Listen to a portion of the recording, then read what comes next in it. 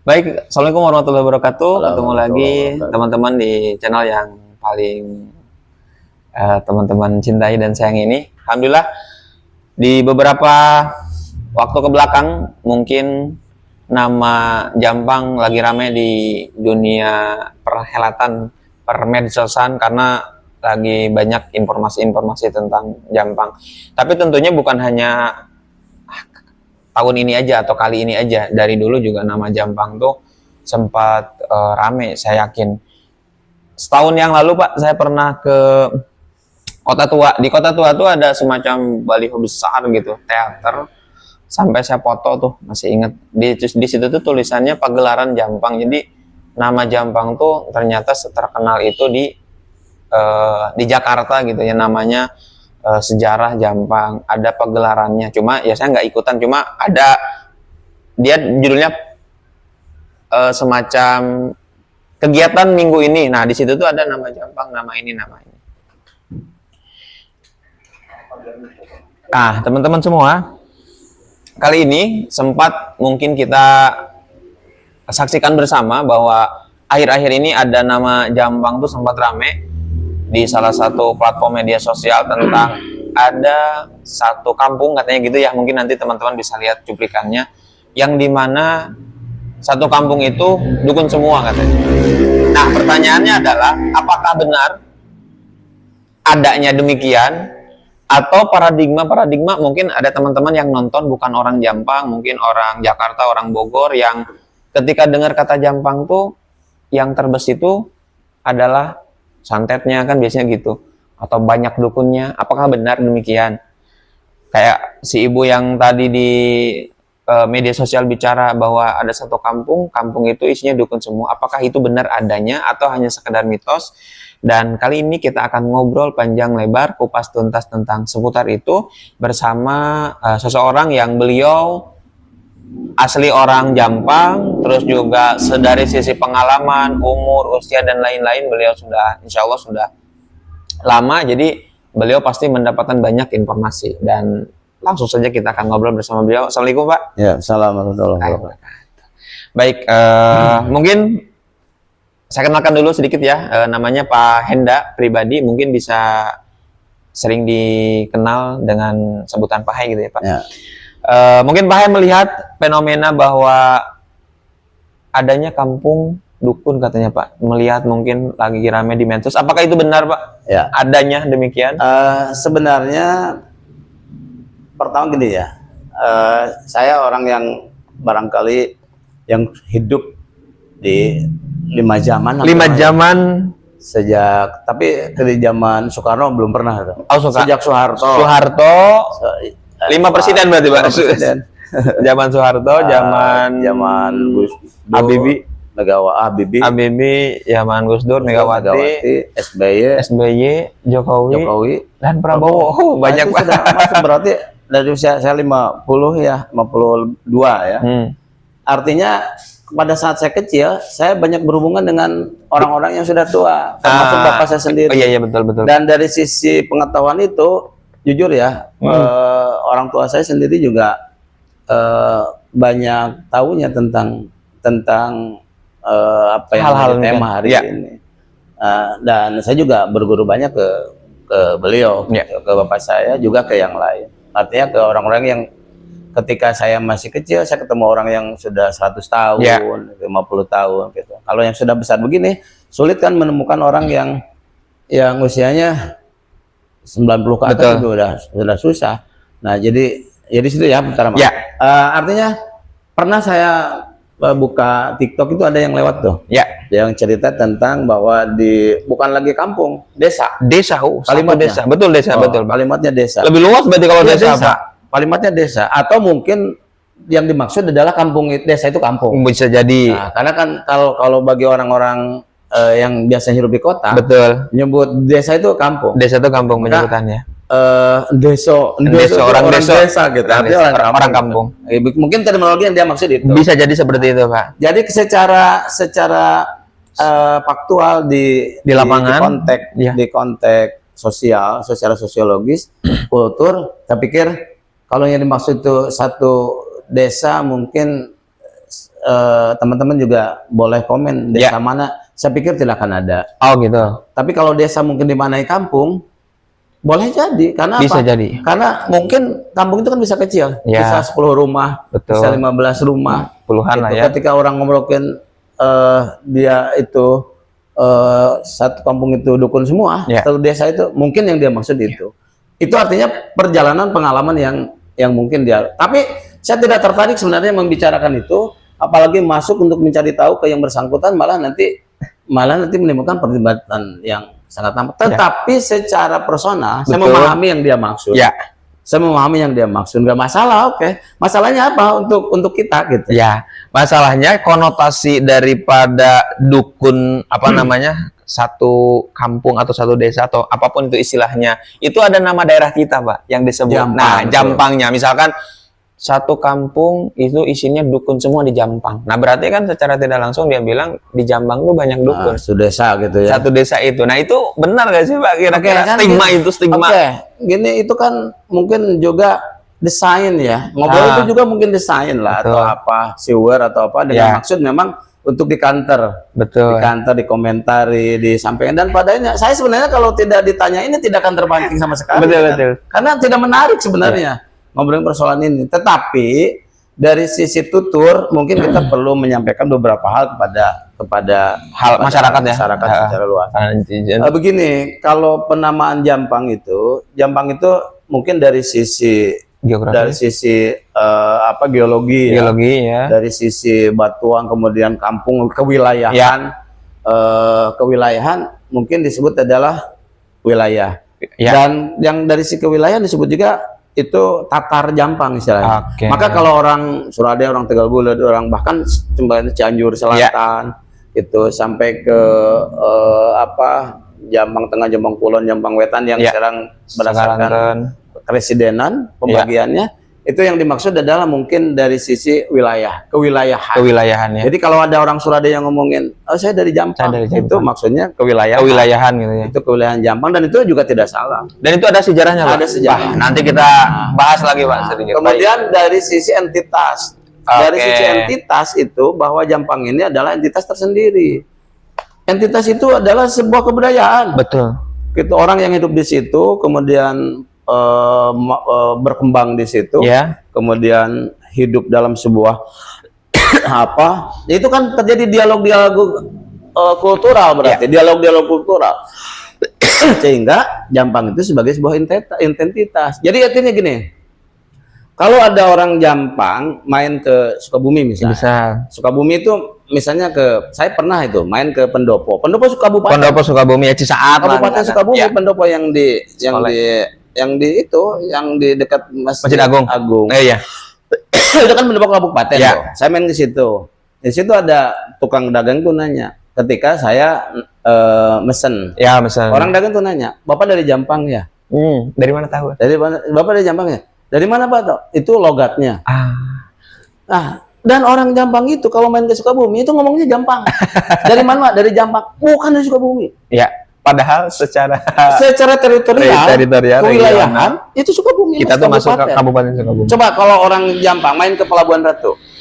Pasti orang Pelabuhan di Jampang ya? Di Jampang. Apa? Nada suaranya, aksennya dan lain-lain. Nah, jadi Jampang itu entitas. Gitu. Jadi ya kalau ngomongin Jampang pantas di Jampangnya. Gitu. Oh, di Jampang ya. Nah, itu yang mungkin kalau ngomongin Jampang itu harus dari berbagai perspektif. Apanya yang kita ingin gali. Nah, kalau tadi ada fenomena yang nyebut paradigma tadi, paradigma itu dan Jampang tersohor dengan adanya. Bagi saya sih why not lah. Kenapa tidak? Tidak masalah. Jadi biar juga yang orang-orang yang jauh dari sana juga penasaran. Pertama, kalau datang ke Jampang juga tidak semaunya gue. Gitu. Karena di sini ada ada sebuah tradisi yang memang harus dijaga. Misalnya kalau kita macam-macam, nanti saya bisa macam-macam kan gitu. Nanti itu juga akan mempengaruhi pola tindak orang. Nah, tetapi kalau dari sisi apakah sekampung itu ada dukun, misalnya dukun semua, sedesa bahkan, maka kita harus pahami dulu yang dimaksud dukun itu apa. Maka penting nih bagi saya, kalau mau ngomongin ini, sumber atau si sumber utamanya Ya. itu boleh nanti dialog sama saya. Oh, Ada nggak? Nanti bisa nggak? Oh, bisa, Pak. Bisa nggak mempertemukan Kita saya? diskusi ya. Mempertemukan Biar saya. jelas ya. Biar nanti ini arahnya kemana sih Ya. sebetulnya? Maksudnya kemana? Jadi kalau ngomongin misalnya di Jampang itu ada satu desa yang di dalamnya dukun semua. Dukun semua. Berarti kita harus bertanya, yang dimaksud oleh Anda itu dukun itu apa? Ya, pengertiannya apa? Pengertiannya apa? dukun? Harus disepakati loh. Biar Jadi jangan nggak sampai- kemana-mana ya. Iya, karena gini, dulu itu Maberang itu tahu nggak? Ya, Paraji itu. Paraji ya. Disebut dukun beranak. Dukun beranak. Sebelum ada dokter anak, Betul. sebelum ada bidan, Ada mereka dulu ya. sebelum ada perawat yang mengurus itu, yang ada Dukun dukun beranak. beranak.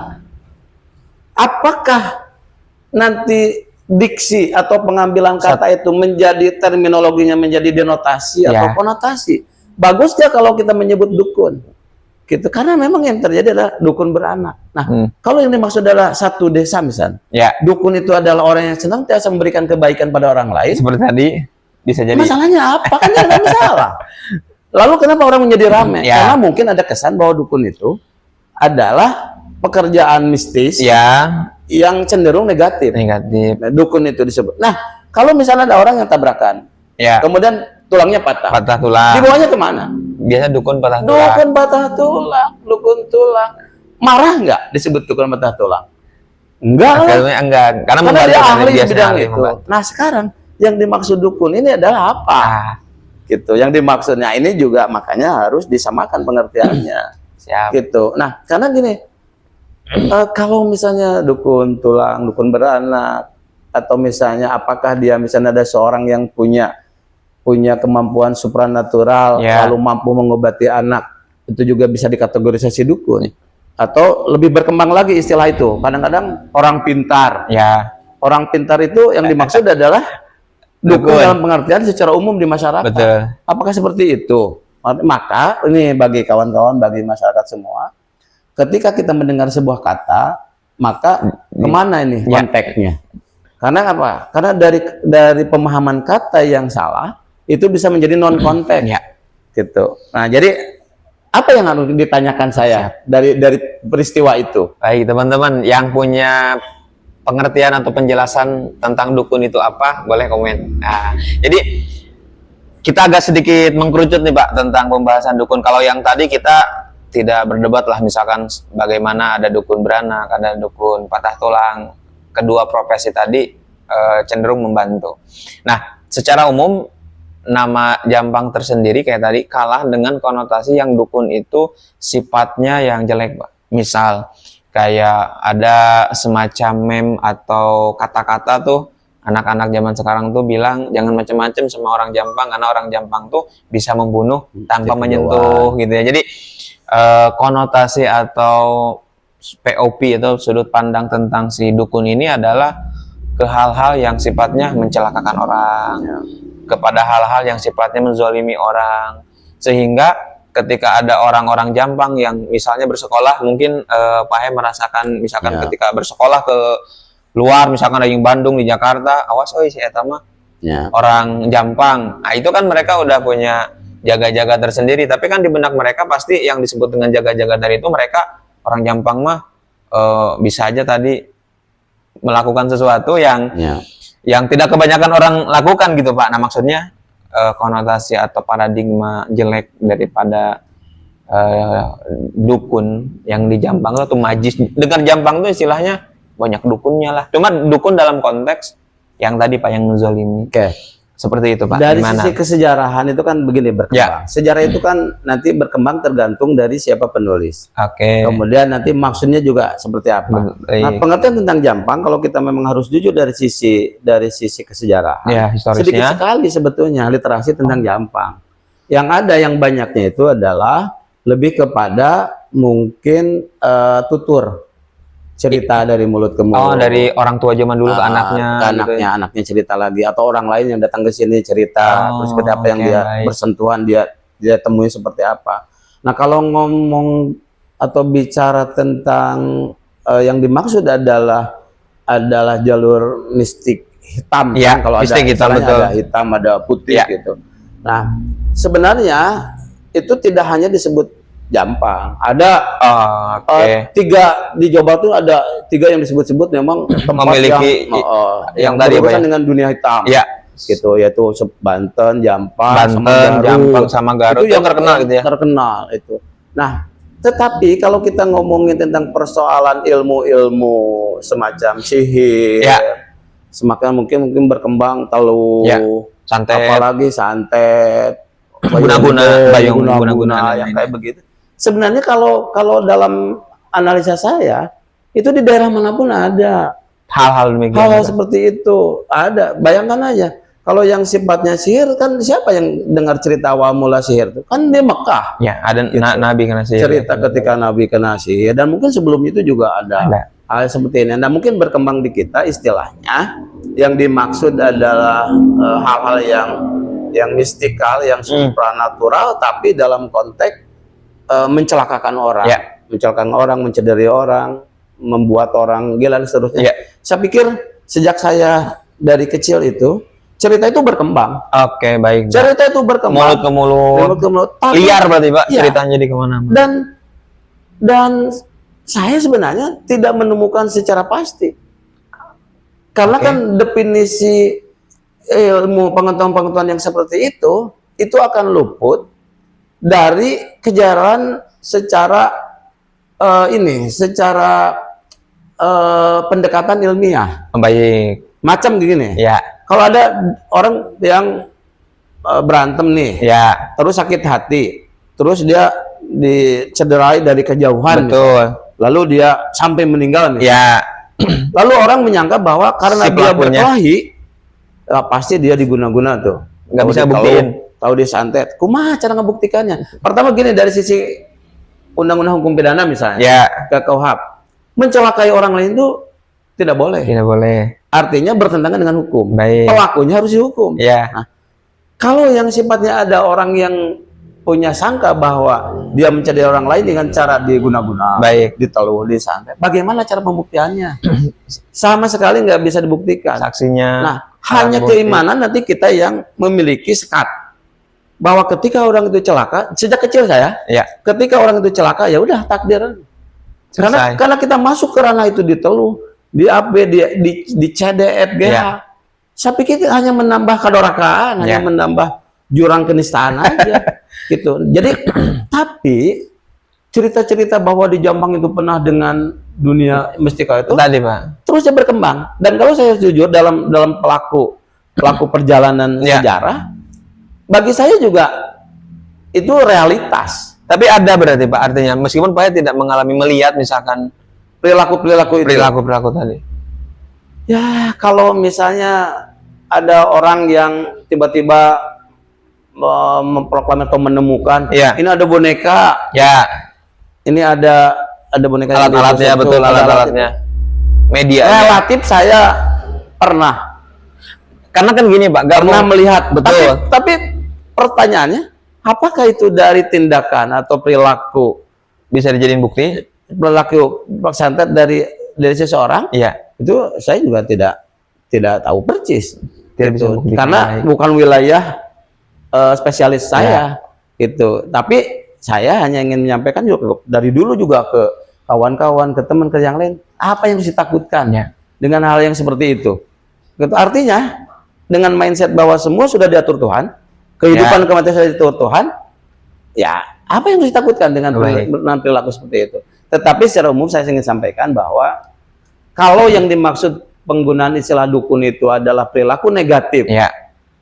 perilaku negatif Menzalimi dari seseorang untuk mendolimi orang lain, Atau mencelakakan. saya pikir akan sangat sulit ditemukan untuk sekampung apalagi sedesa, gitu. Apalagi kalau harus dibuktikan secara pendekatan faktual. Iya.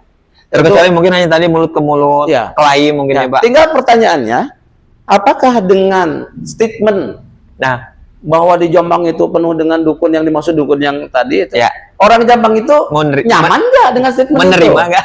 Menerima nggak? Atau misalnya terpikirkan nggak yang Ya. dimaksud? Nyaman nggak?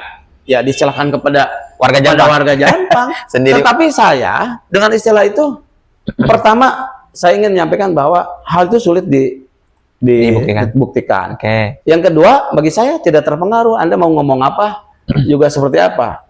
Uang faktanya di Jampang itu begini adanya. Ya, oke. Dari sejak dulu. Baik. Gitu. Terus yang ketiga, kalau orang terganggu dengan seperti itu, ya terserah apakah mau meresponnya Mau seperti apa urusan mereka. Nah, kalau bagi saya, karena istilahnya tidak masalah dengan statement itu, saya justru berpikir sebaliknya. Kenapa harus ngomong begitu? Ya. Ada maksud apa dengan omongan itu? Terus mungkin ada pengalaman pribadi yang memang pernah terjadi. Mungkin juga ada maksud misalnya bagaimana memboomingkan Jampang. Itu kan jadi macam-macam tafsirannya, interpretasinya. Betul. Itu ya teman-teman. Atau mungkin bisa menjadi sebuah alat marketing tersendiri. Semisal nih Pak, ada sebuah hotel di wilayah Sukabumi misalkan, yang dimana di hotel itu ada sentuhan-sentuhan mistiknya, sehingga bagi beberapa orang yang penasaran hadir, menginap, membuktikan. Apakah mungkin bisa demikian dulu orang-orang Jampang, atau memang benar adanya perilaku atau tindakan-tindakan dalam tanda kutip tadi perdukunan tadi, sehingga secara tidak terkontrol isu itu terus menggelinding dan membesar sampai gini gitu. Sebenarnya mungkin butuh waktu lama ya untuk ngobrolin tentang Jampang. Betul. Tapi ya bagi yang mungkin yang punya referensi tentang Jampang, mari kita ngobrol. Diskusi ya. Masih diskusi saya. Tapi yang pasti gini, dengan pernyataan barusan saya ingin sampaikan begini.